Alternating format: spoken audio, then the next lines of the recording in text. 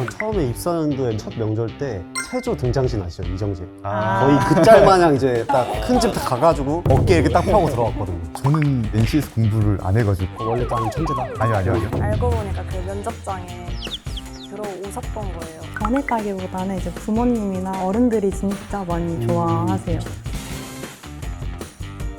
무슨 소리야 이게. 이제 와서.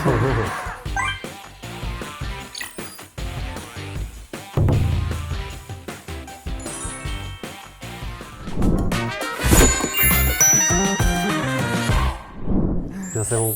반갑습니다. 안녕하세요. 어디서 오셨어요 오늘? 저 오늘 천안에서 기차 타고 왔어요. 어디서? 저 남양주에서 차 남양주. 타고 좀 왔습니다. 운전하는데 좀 오래 걸리셨을 것 같은데. 2시간 반 걸렸었습니다. 고생하셨습니다. 저희는 본사에서 지금 근무 중이어가지고 바로 한 5분 정도 걸렸습니다. 부럽네요. 오늘 고생 많으셨어요. 아유, 감사합니다. 안녕하세요. 저는 한국도로공사에서 가장 작은 머리를 가지고 있는 박강민 대리라고 합니다. 진짜 작으시네. 제 입으로 하니까 좀 민망하긴 하네요. 저는 이제 2호사본 비주얼을 맡고 있는 황윤영 대리입니다. 많이 들었습니다. 아유, 엄청 감사합니다. 유명하시더라고요. 과찬이십니다. 네, 안녕하십니까. 저는 234번 조경직 곽규빈 대리입니다. 안녕하십니까. 저는 도로교통연구원 ITS 기술평가센터에서 근무하고 있는 254번 전자직 송세진 대리입니다. 회사 입사하기 전에 다들 알바 경험은 있으세요? 저는 이제 학교 근처에 카페에서 커피 많이 조금 인기 좀 많으셨을까? 소문났을 것 같은데? 예, 좀 났습니다. 아니, 장난입니다. 저도 인턴을 잠깐 했던 경험이 있는데 서울역에서 일했는데 길 못 찾으시는 외국인 분들 만나가지고 지하철역 안내해주고 이런 경험이 있습니다. 그리고 한 번 팁도 받은 적 있어요, 외국인한테. 갑자기 1,000원을 주시더라고요. 좀 불쌍해 보였나 봐요. 근데 혹시 다들 취업 준비 기간은 얼마나 되시나요? 저는 이번 연도에 졸업을 해서 그때부터 한 6개월 정도 준비했어요. 엄청 빨리 들어오셨네요. 저는 졸업하고 1년 한 5개월 정도 공부를 해가지고 입사하게 됐습니다. 저도 25년 2월에 졸업하고 한 6개월 정도 준비하고 들어왔습니다. 되게 빠르시네요. 저는 한 1년 정도 준비하고 들어왔습니다. 제가 제일 늦네요. 행정은 좀 굉장히 아니, 행정의 경쟁률이 엄청 예, 높아서. 높아요. 또 알고 계시니까 다행입니다. 도로공사 입사하기 전에 몇 군데 지원하셨어요? 저는 도로공사 포함해서 3군데 지원을 했어요. 지원해서 면접에서 좀 떨어져서 그 뒤로는 도로공사가 면접이 같이 있더라고요. 둘 다 붙어서 제가 도로공사를 선택하게 됐습니다. 아, 역시 네. 환영합니다. 감사합니다. 그럼 다른 공사랑 두 군데 합격하셨는데 도로공사를 선택하신 이유가 있나요? 여기가 그래도 제 직무 전문성을 좀 높일 수 있다 생각해서 지원을 한 것도 있고, 한편으로는 다른 공기업들에 비해서 페이 부분이 좀 세다 보니까 예, 그게 좀 크게 작용하지 않았나 생각합니다. 제가 5년 다녔는데 잘 모르겠거든요. 저도 잘. 저도 공기업 위주로 많이 지원을 해가지고 단기마다 한 10곳씩 지원했었거든요. 도로공사도 3번 지원했거든요. 물론 2번은 필기를 아예 떨어지고 3번째 때 필기 붙고 면접 같이 이렇게 붙었던 것 같아요. 저는 사실 공기업만 바라본 게 아니어서 건설사 준비도 함께 했었거든요. 그래서 진짜 기억도 안 날 만큼 한 10군데 넘게 지원했던 것 같아요. 그러면 입사하고 친구들이나 가족분들 인식이 좀 달라진 게 있어요? 변했다기보다는 이제 부모님이나 어른들이 진짜 많이 좋아하세요. 그렇죠. 저도 비슷한 것 같아요. 부모님 세대 분들은 되게 기특해 한다고 해야 되나, 그런 인식이 많으시고, 친구들은 네가 어떻게 들어갔냐 약간 이런 얘기를 많이 해가지고 어떻게 보면 칭찬으로 받아들이고 있어요. 전 처음에 입사연도에 첫 명절 때 세조 등장신 아시죠? 이정재. 아. 거의 그 짤 마냥 이제 딱 큰 집 딱 가가지고 어깨 이렇게 딱 펴고 들어갔거든요. 다들 이렇게 합격하신 거 보니까 필기 성적도 다들 우수하실 것 같은데 준비는 어떻게 하셨어요? 좀 꿀팁 같은 게 있나요? 행정 같은 경우에는 사실 인문 계열 분들도 상경 계열 분들도 다 같이 지원하시다 보니까 처음에 전공 공부하는 게 좀 낯설거든요. 경영학이나 경제학이나 회계학을 개념부터 공부하는 게 더 좋더라고요. 나중에 문제를 풀더라도 이해가 안 되면 좀 풀기가 어렵더라고요. 개념이 좀 어느 정도 되면은 특히 공기업 준비하시면서 좀 어려운 부분들이 저희가 기출 문제를 못 봤잖아요. 다른 시험 같은 거는 이제 저희가 기출 문제 어디서 다운받을 수 있거나 그런데 가장 중요한 건 시험을 많이 보러 다니는 게 체감을 하는 게 시험 이런 식으로 나오는구나 이런 게 좀 중요한 것 같고 그래도 문제 진단을 한 5회독씩 돌리는 것도 중요한 것 같고 저 같은 경우는 하루에 공부 한 7시간 정도 해가지고 거의 1년 반 그렇게 공부했던 것 같아요. 전자직은 다른 회사랑 다르게 전자 플러스 통신까지 같이 전공이 나와가지고 정보통신기사나 정보처리기사나 이런 시험 문제 위주로 보면 좋습니다. 전자 파트는 아무래도 전자직렬이면은 회로나 이런 건 알고 계실 것 같아서 통신을 추가로 공부를 해야 된다면 기사를 위주로 공부하는 게 도움이 되는 것 같습니다. 토목 과목은 아무래도 계산 문제가 굉장히 많아요. 개념을 숙지하는 것도 중요하지만 실제로 그걸 풀어보는 거는 느낌이 굉장히 다르거든요. 기출문제를 빠르게 풀어보는 것을 좀 권장하고, 토목은 9급 토목직이랑 7급 토목직 기출문제들이 많이 있어서 그거 좀 한 3회독씩 풀어보신다고 생각하고 문제 아끼지 말고 많이 풀어보셨으면 좋겠어요. 조경직이 소수직렬이다 보니까 취업에서 조경을 뽑는 회사가 많이 없어요. 그래서 저는 일단 전공 점수를 무조건 만점을 받아서 변별력이 생겨야겠다고 생각을 했습니다. 그래서 저는 그 전공 공부를 진짜 5-6시간씩은 전공에만 몰두를 했는데, 또 조경은 이제 토목이나 행정처럼 문제집이 시중에 안 팔아요. 그래서 여러 군데 시험을 보러 다니면서 내린 결론이 그냥 기본서 위주로 공부를 하자 이건데, 어느 정도까지 파야 되냐 이걸 말씀드리자면 백지에 쓰는 것까지 했습니다. 개념서의 내용을 네, 네. 백지에 쓰고 그렇게 공부하신 거네요. 백지에 쓸 정도로 헷갈리지 않고 전공에서는 내가 100점 맞을 수 있다, 이 마인드로 공부를 했습니다. 실제로 좀 다 맞으신 것 같아요. 저 시험 문제 출제 다녀왔습니다. 저희 회사가 또 전공이 100점 중에 70%가 들어가니까 비율이 많이 높아요. 저희 회사 들어오려면 전공 공부를 사실 거의 몰두해야 되는 건 맞는 것 같아요. NCS보다는 70-80점 정도 맞을 수 있으면 그다음부터 전공 공부에 투자하는 게 저희 회사 입사하기 더 좋은 것 같긴 해요. 저는 NCS 공부를 안 해가지고. 원래 나는 천재다. 아니요. 저는 딱 그거 목표가 NCS는 반타작만 하자. 그리고 전공을 저도 똑같이 다 맞자. 어떻게 보면 시험 보러 가서 갑자기 긴장되고 이러면 문제가 잘 안 풀리는 경우도 많잖아요. 근데 전공은 긴장이 돼도 좀 잘 풀리는 경우가 많아서 네. 전공 위주로 공부하시는 게 저는 좋다고 생각해요. 저도 NCS 공부를 하다가 시간 투자 대비 효율이 너무 안 나오니까 내가 좀 개선시킬 수 있는 부분이 뭐인지에 대해서 또 고민을 되게 많이 했는데, 저는 그래도 자료 해석 같은 거 할 때 막 계산 팁 같은 게 있어요. 그래서 그게 조금 숙달되는 거, 그거 정도는 좀 열심히 했던 것 같아요. 풀면서 좀 계산 실수 줄이려고 노력했고 시간 단축시키려고 많이 노력했습니다. 저도 NCS는 하루에 한 1-2시간만 했는데, 회사마다 시험 문제를 출제하는 대행사가 있잖아요. 그 대행사 봉투 모의고사 시험 직전에 풀어봤어요. 저는 NCS 70점, 80점만 맞자 이런 마인드여가지고 민경채라고 그 공무원 시험 기출문제가 있는데 하루에 한 10문제 풀었던 것 같아요. 루틴하게 그냥. 거기서 또 너무 디테일하게 오답노트도 안 하고 감만 안 잃자. 그 정도면 저희 회사는 좀 딱 충분한 것 같아요. 혹시 대리님은 25년도에는 면접 전형이 어떻게 됐었나요? 2호 4번은 1차 면접 때 PT랑 토론 진행하고 2차에서 인성이랑 상황 면접 봐서 4가지 전부 보고 들어왔습니다. 저는 이제 2호 4번과 똑같은 전형이었습니다. 저는 1차만 하루에 봐가지고 PT, 인성 상황 이렇게 하루에 끝내가지고 두 분보다는 좀 번거롭지 않았던 것 같아요. 근데 또 올해부터는 저희처럼 1차만 본다 하더라고요. 그러니까 또 많이 지원해 주시길 바랍니다. 그러면 다들 가장 자신 있던 면접 전형은 무엇이었나요? 저는 인성 면접이 그래도 제일 자신 있었어요. 인성이 좋으신가 봐요. 그렇기도 하고 인성 면접은 저만의 꿀팁이 있었는데, 인터넷 프로그램 중에 프로그램이 있는데 저에 대해서 마인드맵처럼 정리할 수 있는 프로그램이에요. 그래서 그걸 활용하면은 유연하게 답변할 수 있다 생각해서 그거 좀 활용하시면 좋을 것 같다고 생각을 했어요. 저는 그나마 PT 면접이 제일 자신 있었어요. 도로공사 PT 형식은 인바스켓 형식이라고 주어진 논문들이 짜르륵 있을 때 필요한 정보들만 담아서 이제 발표를 하면 되거든요. 얼마나 논리적으로 페이퍼를 작성하는지를 보는 거여서 순발력이 좀 덜 필요한 전형인 것 같아서 저는 그나마 자신 있었습니다. 그러면 다들 가장 준비하기 막막했던 면접은 다들 뭐가 있는지? 저는 두 분이랑 반대로 PT가 좀 제일 부담이 됐는데, 자료 해석도 해석인데 직무 전문성이 조금 들어가야 되니까, 그래서 현직자가 보실 때는 도움이 안 되는 정보일 것 같아서 그게 조금 걱정이 됐었어요.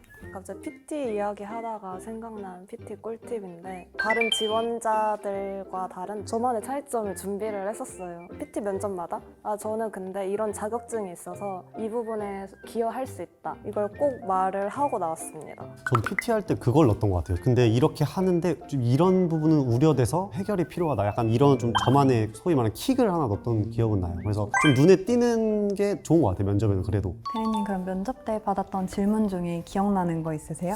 아, 이거는 4년이 지났는데도 안 까먹는데, 그때 면접관분이 필기시험 외에 너가 도로공사 입사하기 위해서 노력한 게 또 뭐가 있냐, 그래서 엄청 당황스러운 거예요. 준비도 못했는데. 근데 제가 그때 매일 아침마다 신문을 읽어가지고, 저는 도로공사 입사하기 위해서 신문을 매일 읽고 있다라고 답변했는데, 그러면은 기억이 남는 도로공사에 관련된 기사가 있냐고 물어보시더라고요. 왜냐면 1년 넘게 읽었는데 하나쯤은 사실 있을 수 있잖아요. 근데 정말로 단 한 번도 본 적이 없는 거예요. 그래서 없습니다 라고 이렇게 답변을 했던 기억이 나는데, 근데 결국은 솔직하게 모르면 모른다고 답변하는 게 좋은 것 같고, 그때 좀 좋게 답변하라고도 유도해 주시는 면접관분도 계셨거든요. 그러니까 그냥 당황하지 않고 솔직하게 얘기하고 나중에 약간 보완하는 식으로 답변해도 괜찮은 것 같아요. 면접 때는 결국 기세가 안 꺾이는 게 중요한 것 같습니다. 면접 준비할 때 한국도로공사 검색을 하셔가지고 최근 1년간 뉴스를 찾아보는 게 도움되고, 제가 지금 홍보처 있잖아요. 저희 공식 홈페이지에 관련된 보도자료가 1년만 해도 100개 넘게 있거든요. 그런 거 읽는 게 면접 준비할 때 좀 도움이 되지 않을까 싶습니다. 저도 좀 첨언을 하자면은 추가적으로 홈페이지에 그 ESG 경영보고서라고 해서 매년 올라오는 게 있더라고요. 근데 그거 확인해 보시면은 인성 면접이나 PT 면접 둘 다 많이 도움 될 것 같아서 그거 꼭 확인해 보시고 준비하시면 좋을 것 같아요. 저는 질문 받았던 것 중에 기억에 남는 게, 회사 다니면서 어떤 태도를 가지는 게 가장 중요하다고 생각하십니까? 이 질문이었어요.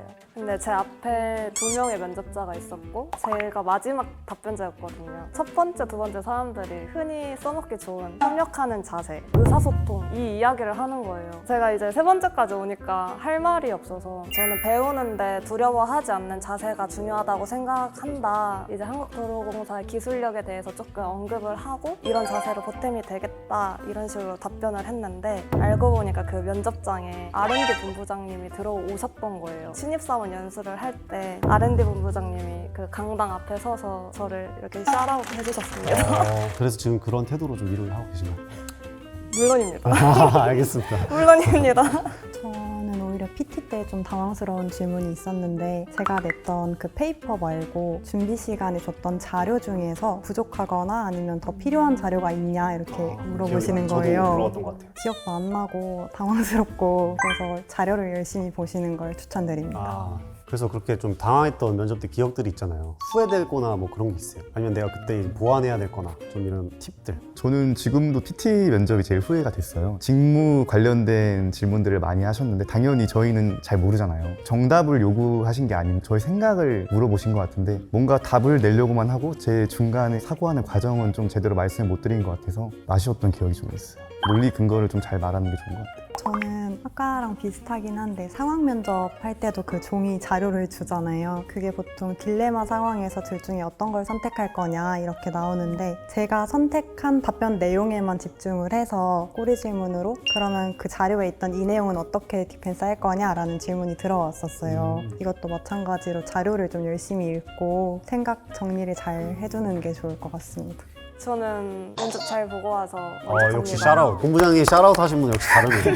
그런 건 있는 것 같아요. 목소리를 진짜 크게 내면 더 좋을 것 같아요. 저는 그때 마스크를 쓰고 있어가지고 목소리 크고 아이 컨택 하는 게 좀 중요한 것 같아요. 근데 그게 진짜 중요한 게, 저도 면접장 가면 끝나면 목이 아플 정도로 목소리를 엄청 크게 했어요. 면접 때 너무 힘들었기 때문에 안 돌아가고 싶습니다. 그러면 그 시절로 돌아가서 우리 다시 한번 면접을 한번 봐볼까요? 여러분들이 직접 면접을 보실 거예요. 무슨 소리야 이게. 이제 와서.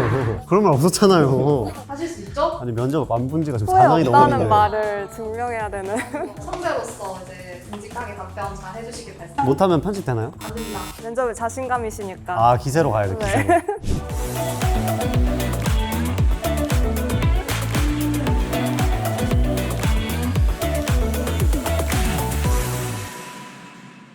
근데 두 분은 최근에 들어와서 그런지 진짜 신입사원 같으세요. 정장 입으시니까. 저는 좀. 저희 그때로 뭔가 돌아간 것 같아서 뭔가 되게 긴장되네요. 면접 복장 입으니까 더 긴장되는 것 같아요. 저도 본사를 면접 볼 때 실제로 오고 지금 다시 처음 오는데, 면접 볼 때 생각도 나고. 기세로 가시죠, 기세. 오랜만에 어색한 상황을 겪고 싶은데, 그때의 경험을 살려가지고 한 분씩 앞에 보인 카드를 한 장씩 뒤집어서 1분 동안 읽고 답변을 해주시면 됩니다. 본인들이 진행할게요. 네.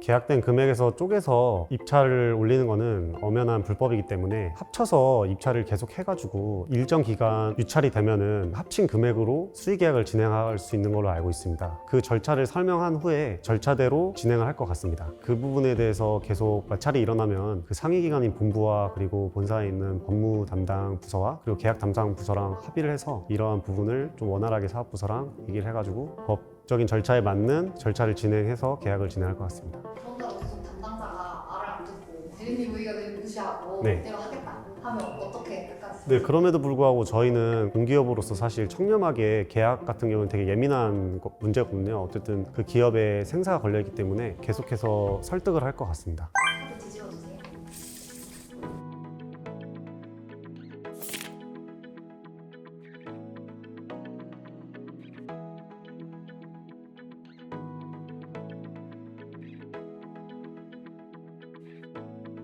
저는 일단 팀장님에게 A 업체가 더 높다는 것을 다시 한번 설명드릴 것 같습니다. 그리고 보통 제안서에서 한 업체가 높다는 이유는 중소기업이라든지 여성 할당제에 해당되는 경우 가점이 들어가는 것으로 알고 있기 때문에 이러한 사회적 공헌을 이행해야 된다는 점을 팀장님에게 다시 한번 설득시키겠습니다. 이상입니다. 팀장님께서 그럼에도 불구하고 계속해서 제안서 평가 결과를 점수를 조정해서 비업체를 할 수 있지 않냐 하신다면 어떻게 하실 건가요? 저도 그 실제 상황에 가면 많이 고민이 되겠지만은 그래도 저는 가장 우선적으로 갖춰야 될 자세는 청렴하게 공사를 이행해야 되는 게 저희 공직자의 윤리인 것 같습니다. 팀장님에게 그런 윤리를 말씀드리고 저만의 신조로 공사를 적합하게 선정하도록 하겠습니다. 수고하셨습니다.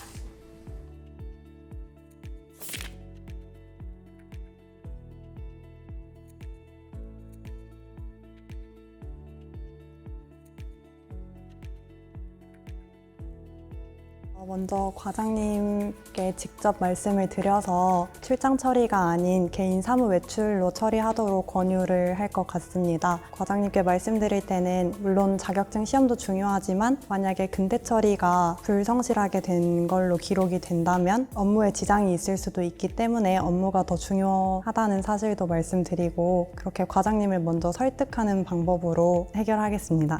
네, 과장님께서 이제 사무 외출이 없으신 거예요.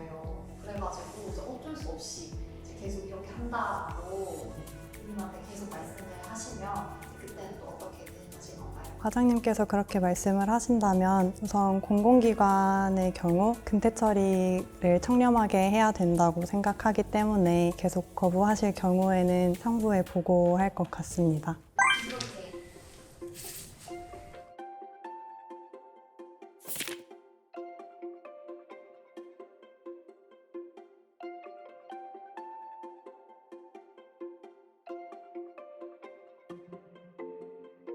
먼저 제가 한 계산 결과로 인해서 교량이 불안정하다고 판단이 되었기 때문에 제 계산이 맞는지 다시 한번 확인을 해볼 것 같습니다. 제 계산이 맞았을 경우에 다시 한번 상사님에게 잘 설명을 드릴 것이고 해당 부분이 법적인 기준에 위배된다는 점을 강조해서 말씀드릴 것 같습니다. 그럼에도 기존 설계를 계속 유지한다고 한다면 상위 부서에게 해당 설계 변경을 요청할 것 같습니다. 아무래도 설계 변경을 하게 되면 예산은 추가로 될 텐데 그렇게 되면 예산이 낭비될 수도 있지 않느냐, 너의 우려로 인해서 그렇게 생길 수 있지 않냐라고 팀장님이 계속 질문을 하신다면 어떻게 답변하실까요? 네, 물론 예산 낭비라고 생각하실 수도 있다는 점은 인지하는데 제가 생각하기에는 도로공사의 좀 핵심 가치 중 하나가 안전이라고 생각해서 안전을 강조하는 방향으로 설명드리면 좋을 것 같습니다.